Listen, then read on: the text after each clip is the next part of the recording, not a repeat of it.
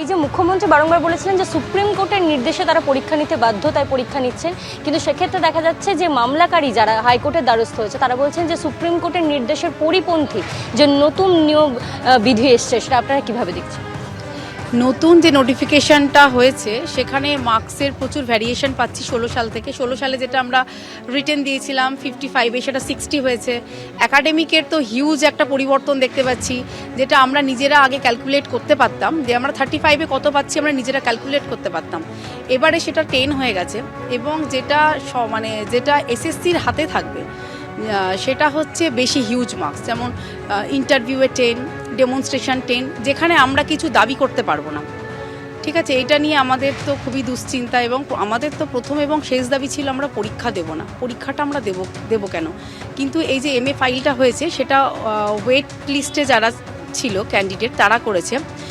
প্রথমেই যে 5000 something tainted, supreme কোর্টের যেটা টেন্টেড ক্যান্ডিডেট তাদেরকে বাদ দিয়ে যদি ওদেরকে নিয়ে রিপ্যানেল করা যেত তাহলে একটু ভালো সুবিধা হতো।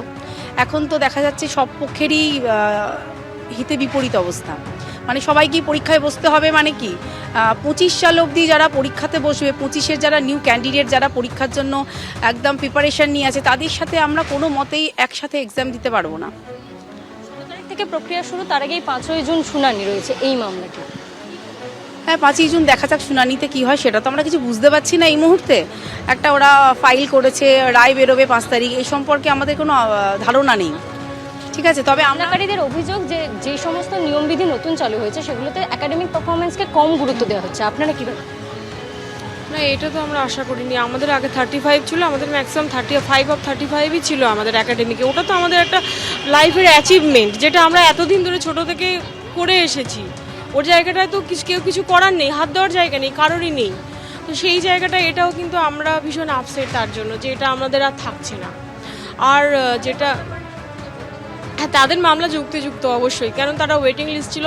দেখুন, যে কজন টেন্টেড ধরা পড়েছে, যাদেরকে 12% টাকা ফেরত দিতে হয়েছে, এটা তো ঠিক, তাদের জায়গায় কেউ না কেউ বঞ্চিত হয়েছে।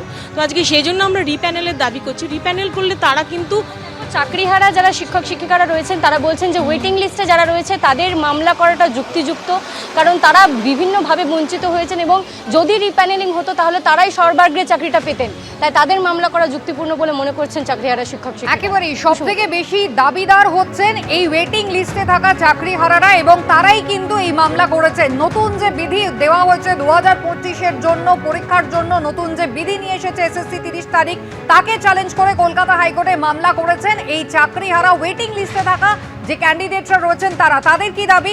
যারা অযোগ্য হিসেবে চিহ্নিত হয়েছে তাদেরকে বাতিল করা হোক এবং রিপ্যানেল করা হোক, তাহলে যারা যোগ্য রয়েছেন, যারা ওয়েটিং এ রয়েছেন তারা সুযোগ পাবেন। কিন্তু নতুন করে যদি এই নতুন বিধি অনুযায়ী পরীক্ষা তারা দেন, প্রথমত ফ্রেশ ক্যান্ডিডেটদের সঙ্গে তাদেরকে কম্পিট করতে, এবং দ্বিতীয়ত সুপ্রিম কোর্ট কিন্তু এই নির্দেশ দেয়নি। 2016-এ যেভাবে পরীক্ষা ছিল সেই বিধি অনুযায়ী পরীক্ষা নিতে হবে 2025-এ, এমনটাই ছিল সর্বোচ্চ আদালতের নির্দেশ, এমনটাই বক্তব্য এই ওয়েটিং লিস্টে থাকা চাকরিহারা আন্দোলনকারীদের। আমরা কথা বলেছিলাম আইনজীবী ফিরদৌস শামীমের সঙ্গে, তিনিও কিন্তু মামলাকারী। কি বললেন দেখুন।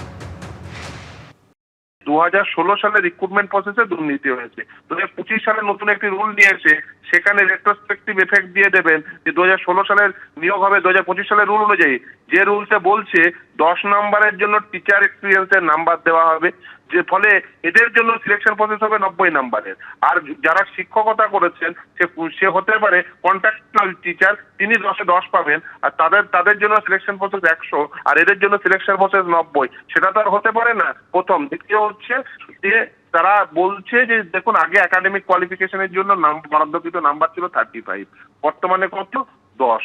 ফলে এই যে নাম্বারের পার্থক্য ঘটে, আগে ইন্টারভিউ ছিল 10, এখন ইন্টারভিউ 10-এর সঙ্গে লেকচার ডেমনস্ট্রেশন আরো 10 যোগ করে দেওয়া হয়েছে। সে আগে 10 নম্বরে ম্যানিপুলেশন হতো, এখন 20 নম্বরের ম্যানিপুলেশন হবে। যেখানে নতুন রিক্রুটমেন্ট রুলস অনুযায়ী নিয়োগ হতেই পারে না, পুরাতন যে রিক্রুটমেন্ট রুলস আছে 2016 সালের রিক্রুটমেন্ট রুলস অনুযায়ী নিয়োগ দিতে হবে, এবং সেভাবেই নাম্বার বিভাজন রাখতে হবে। নতুন করে নতুন রুলের ভিত্তিতে এই সিলেকশন প্রসেস হতে পারে না। আরেকটা অত্যন্ত গুরুত্বপূর্ণ, যেটা হচ্ছে সুপ্রিম কোর্ট নির্দিষ্টভাবে বলে দিয়েছে যে কারা এজ রিল্যাক্সেশন পাবেন। এরা কি করে এজ রিল্যাক্সেশন দিয়েছে, কিন্তু একটি পরীক্ষাতে পাবেন। একজন ধরুন পরীক্ষার্থী, তিনি একাধিক পরীক্ষার জন্য এলিজিবল হতে পারেন, তিনি এজ রিল্যাক্সেশন শুধুমাত্র একটা পরীক্ষার জন্য কেন পাবেন? অনলাইন অ্যাপ্লিকেশন শুরু হওয়ার আগেই এই মামলার শুনানি হওয়া উচিত। তার কারণ হচ্ছে এই নোটিফিকেশন, সেটা সুপ্রিম কোর্টের যে নির্দেশ তার পরিপন্থী।